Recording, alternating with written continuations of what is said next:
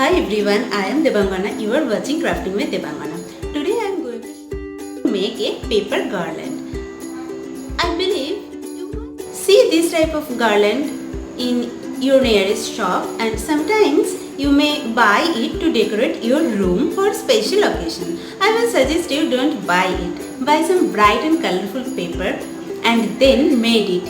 It will be enjoyable. Let's have a look on this craft.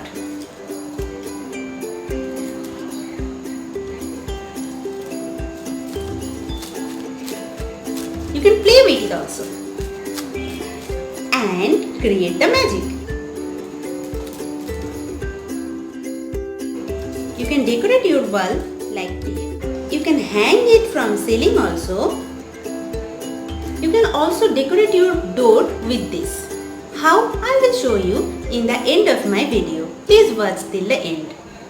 Love my video? Then please subscribe to my channel. Don't forget to comment and press the like button. So let's start today's craft.